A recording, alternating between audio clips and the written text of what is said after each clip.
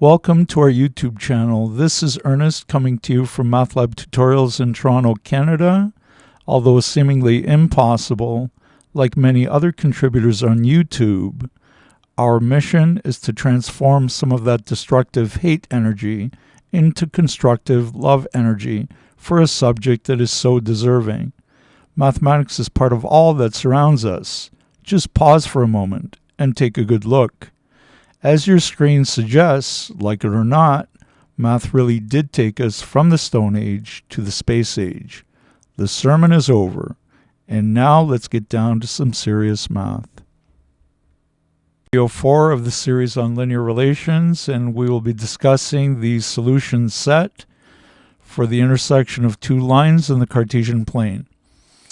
But before we get into this problem over here, which I call Q1, let's focus our attention just for a few moments over here on this little Cartesian plane that we set up over here. And I'm going to introduce a line by way of a ruler. So there's my little ruler here. And perfect. Now I'm going to call this ruler over here L1. More precisely, the right edge of that ruler will be line 1. And now I'm going to introduce another ruler that's parallel to it. And I'm going to call it line 2. So we have line 1 and then we have line 2. Obviously, these two rulers are parallel to each other. If you look at the run of 2, rise of 4, and then rise of 4, run of 2, we notice that the slopes are both 2. So the slopes are equal, but what you notice over here is that the y-intercept for L2 is -4, but the y-intercept for L1 is 4. So the y-intercepts do not match. When that happens, we have distinct parallel lines. So when we have distinct parallel lines, it's obvious that these two lines will never intersect. And we say the solution set for this linear system here is the empty set. There is no solution. So we call that solution set the empty set. Now, the two lines are parallel, so their slopes are equal, but their y-intercepts are different. When that happens, for certain, the linear system will have no solution, or the solution set will be the empty set. Now, let's see what happens if I rotate, let's say, L2 a little bit. Okay. So I'm going to bring it down a little bit like so. Now, clearly, the slope of L1 is not the same as the slope of L2 this time. And what happens when the two slopes are different? Of course, we get one point of intersection. So the intersection of L1 and L2 is the single point down here. So whenever we have two lines that have different slopes, they will certainly intersect at a single point. That would be case 2. Now let's look at another case. Let's remove the L2. Actually, I'm going to have to bring it back in and rotate it a little bit. Let me see if I can rotate it until it's parallel. And they look like they're parallel, almost, not quite. And now they're parallel. So L1 was where it was before, I didn't touch it, but L2 over here now is parallel to L1. And what I'm going to do is translate line 2. I'm going to translate it up. Slowly but surely, same slope, same slope. What's happening to the y-intercept here? The y-intercept for L1 was 4, but the y-intercept for L2 used to be 4, but now it's moving up. Up, because I'm translating L2. So as I translate L2 upwards, then the y-intercepts will be the same. And the y-intercept is hidden right now, but the common y-intercept is here. So in this case over here, we have two lines. They have the same slope and the same y-intercept. That must mean they have identical equations. The equations must be identical. Remember that the that the slope-intercept form of a line is y equals mx plus b. So the equation of this line must be y equals mx plus b, and it must be shared by the other line. These two lines are identical. They're on top of each other, and the intersection of those two lines being identical, because they're identical and they are coincident, they're on top of each other, every point is a point of intersection. So we have an infinite number of points of intersection. So those are the three cases. Okay, just to recap, the first case is where you have two parallel lines, but the y-intercepts are different. In this case, we get no solution. We say the solution set is the empty set. Case 2 is where one of the lines has a different slope than the other line. So the two lines have different slopes, and when that happens, we get a single point of intersection. And we say the solution set consists of a single point in the Cartesian plane, and that will be case 2. Notice that it doesn't matter what the y-intercepts are over here. As long as the slopes are different, for sure the lines will intersect in one point. So when the slopes are different, regardless of the y-intercepts, the lines will intersect in a single point. Now the third case, just to recap, let's see if I can make this parallel again. Trying. Okay, looks like that might be parallel, not quite. We'll try a bit more. There you go. So now these two lines are parallel, but when they're parallel and their y-intercepts match, there, the y-intercepts match right there. When they're parallel and the y-intercepts match as well, that means the m's match, the b's match, and the lines are coincident. If the lines are coincident, they're on top of each other, and we say that every point is a point of intersection. So there are infinitely many points of intersection in the solution set. Let's turn our attention now to Q1. It says solution via MOS, and I'll explain that in a minute. But before we proceed over here, one more thing. We're dealing with two lines over here, line 1, line 2, and the objective is to find the solution set for the intersection of those two lines. Now, there are 4 basic methods that are used to find intersections of linear systems. First of all, why is it called a linear system? First of all, this denotes a linear equation. How many variables? 2. This is another linear equation, and how many variables? 2. So we say that we have a linear system of 2 equations in 2 unknowns. So in brief, it's called a 2x2 linear system. Okay, so now let's get back. There are essentially 4 different methods that we can use to solve this 2x2 linear system. One is a graphical approach, where we essentially look at line 1, the equation for line 1, and we use the equation to generate 2 points on the line. For example, when y equals 0, x equals negative 1, and then we can choose x equals 0, y equals negative 2. That'll give us 2 points on the line. We can plot those 2 points on the Cartesian grid down here, use a straight edge to join up the 2 points, and extend the line segment to create a line, L1, and we can do the same thing for L2. For example, we can get 2 points using the equation for L2. We can use, let's say, when y equals 0, you get 2x equals 4, you get x equals 2. And then all we need is another point. When x is 2, we get minus 3y plus 4 equals 4. So minus 3y equals 0, y equals 0.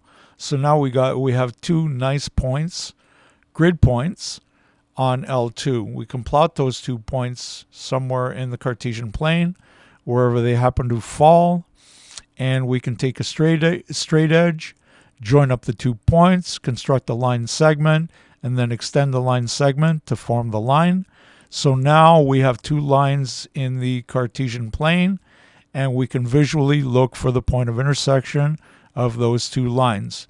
Now in general, if I were to pick an arbitrary or a general 2x2 linear system, that point of intersection that would appear in the graph would not usually lie on a grid point. Okay, it has to be a miracle for that to lie on a grid point. It has to be constructed by design to lie on a midpoint, or to lie on a grid point. So chances are very good, using the graphical approach, when you're actually looking at the point of intersection and you're trying to decipher what the x and y coordinates are, chances are very good you'd wind up estimating what they are. Okay, the chances of that point of intersection landing on a grid point is very slim. Okay, so that's why I do not like the graphical method. The method is not in general accurate, and so I prefer algebraic methods instead. And so anyway, the first method is a graphical approach. You can always use that if you wish.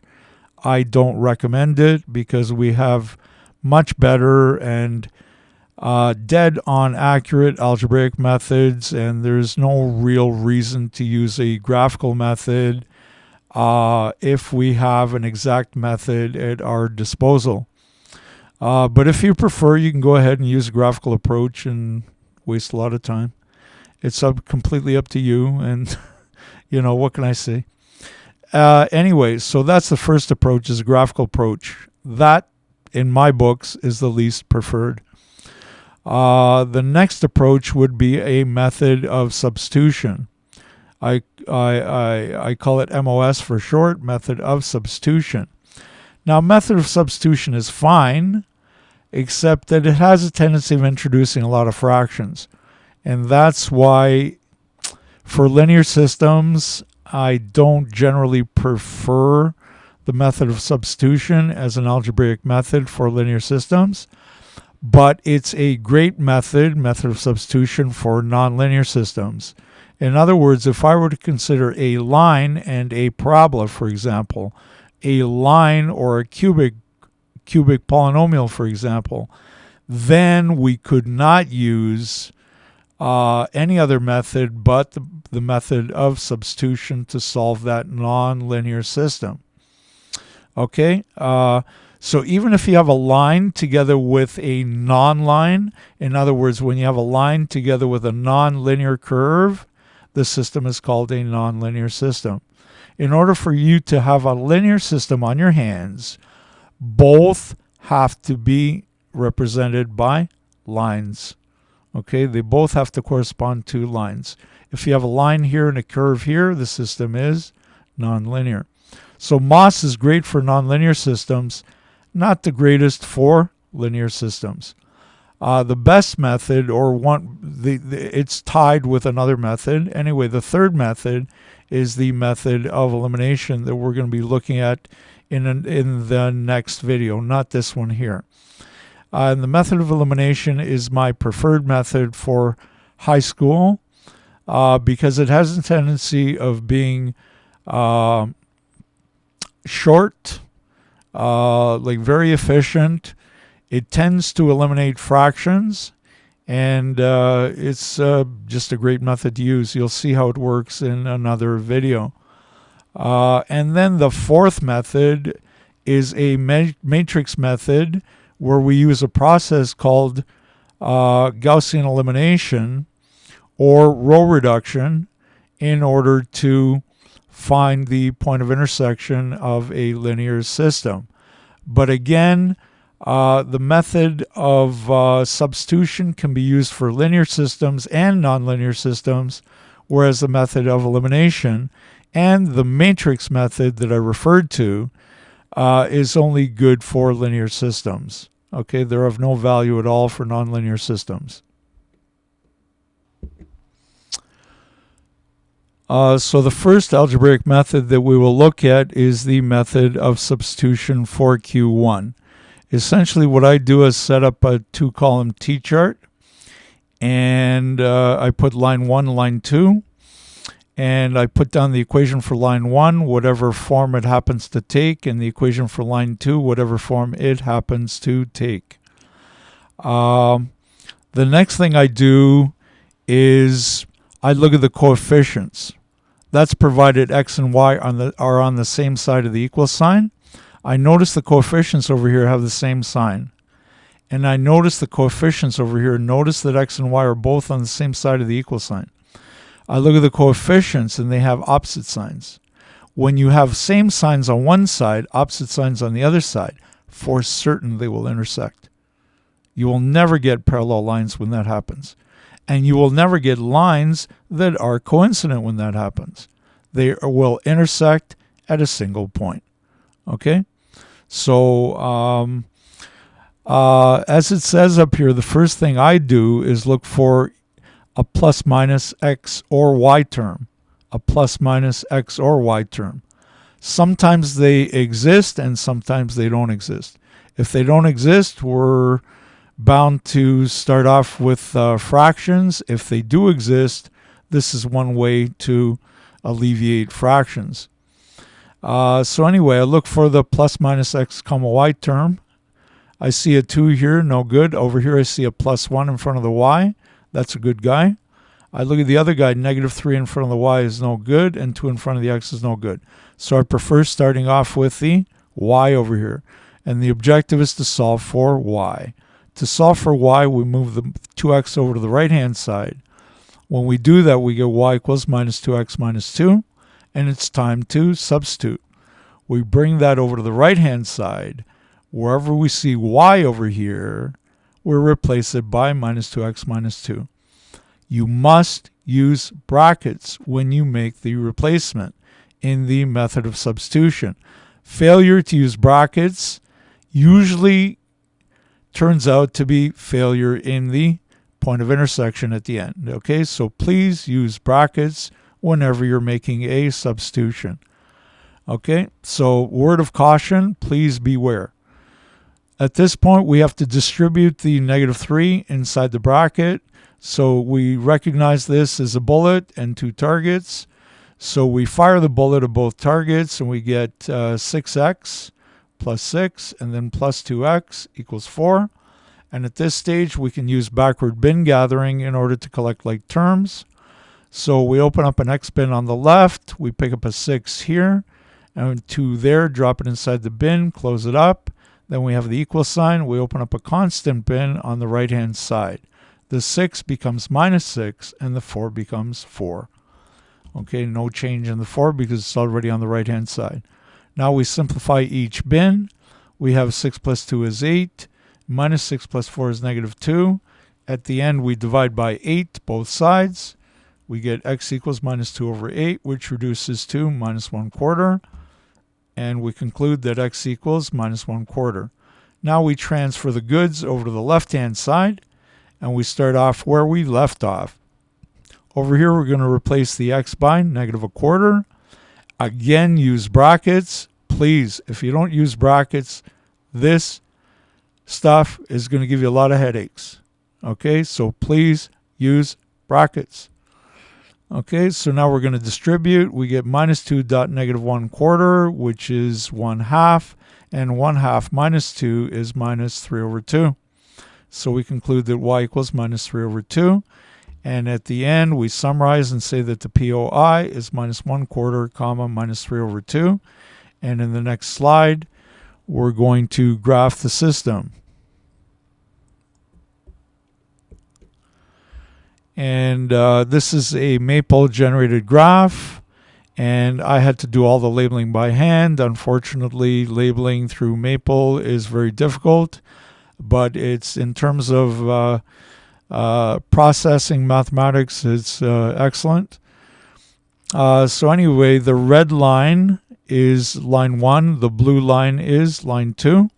So we have line 1 here. Recall the equation is 2x plus y equals negative 2. And the blue line is L2. The equation is minus 3y plus 2x equals 4. We label both lines. We identify the POI as down here. We recall that the x value was negative 1/2 and the y value was negative 3/2. And we concluded that the POI was negative 1/4, comma, negative 3/2. And that's a single point. So the solution set consists of a single point. Now we'll go on to do another example. Question 3, again, we're going to be using method of substitution. And the first thing I look out for is the plus minus x comma y. Okay, so we have line 1, line 2. And the first line has equation x minus 2y equals 1, definitely a linear equation. The second line has equation x plus y equals negative 1, definitely linear. Notice the coefficients are opposite signs, and the coefficients are the same sign. So for sure, these two lines will intersect at a single point.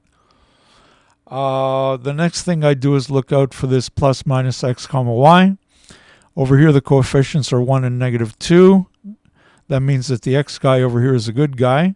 And over here, the coefficients are 1 and 1. That means they're both good. I chose to start off with the x over here. You could have chosen either of these two variables over here. Completely your choice. The final solution will be the same no matter what you do, as long as you perform the algebra properly. It's irrelevant how you start. Just use a good starting point. That's all I can tell you. Anyway, I chose to start off with the x, so I solved this equation over here for x. The minus 2y goes over to the right-hand side, and I get x equals 2y plus 1. And then it's time to bring it over to the right-hand side because I'm going to replace this x over here by 2y plus 1. Again, use brackets. And now in the next line, just remove the brackets, and you get 2y plus 1 plus y equals negative 1. Now we're going to collect like terms using backward bin gathering. You open up a y bin on the left, you drop in a 2, and then in front of the y you get a 1, so you drop in a plus 1, and then close up the bin. Then you hit the equal sign and open up a constant bin on the right hand side. 1 becomes negative 1, and negative 1 is a drop down.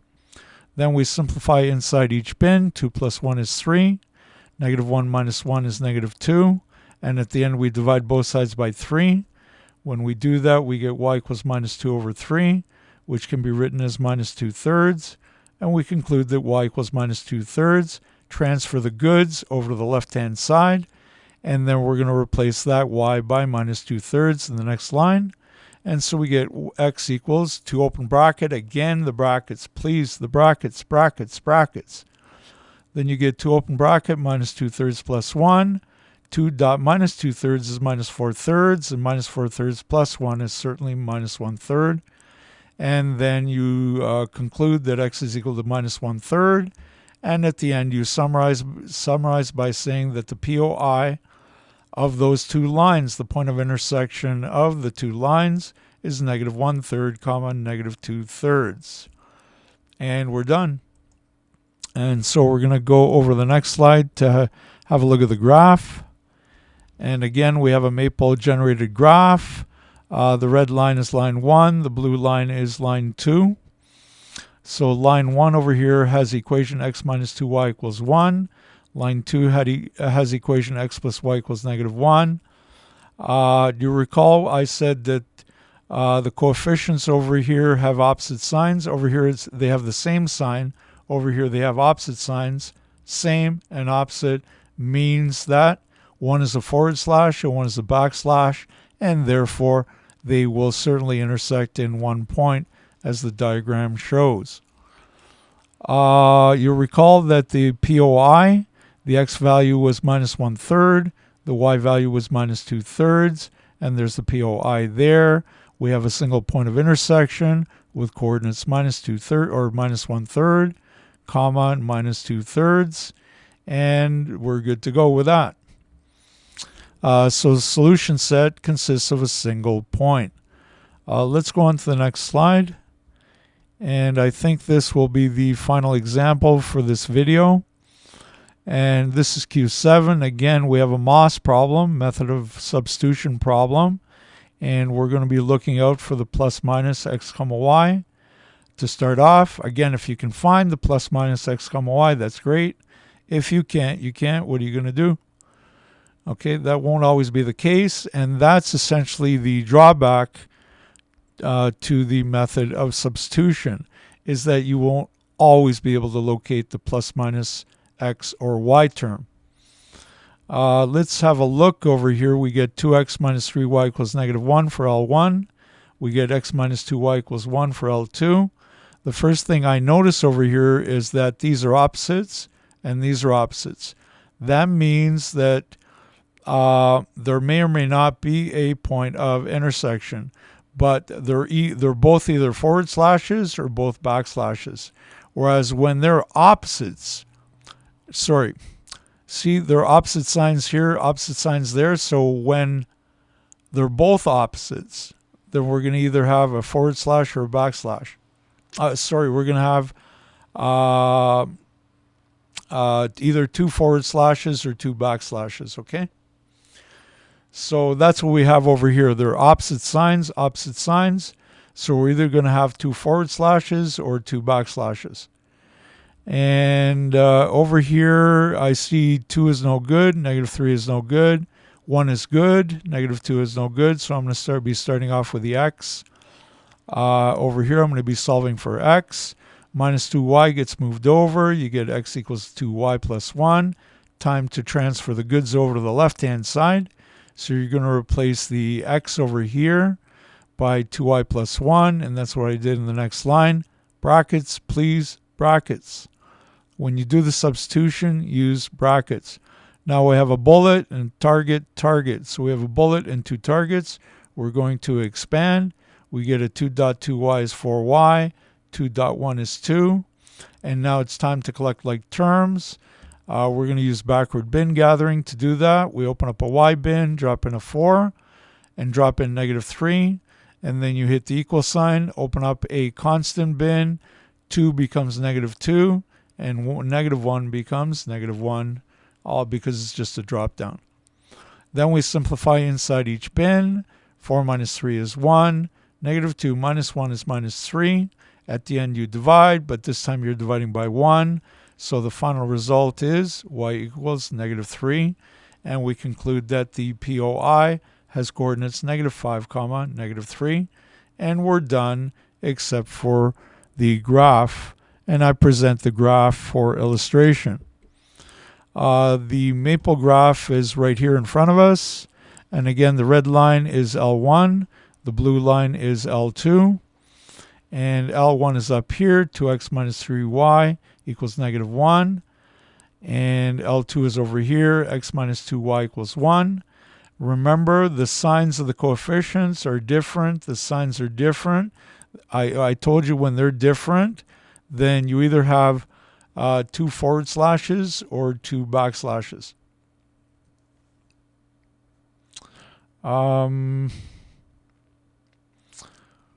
Let me see over here. The POI is down here. The x value is negative 5.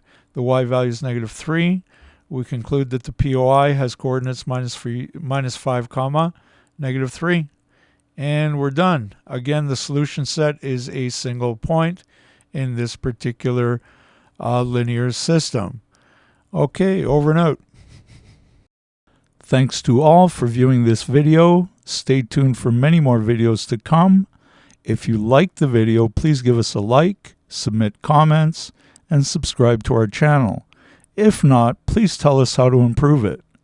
Over and out from Ernest at MATLAB Tutorials in Toronto.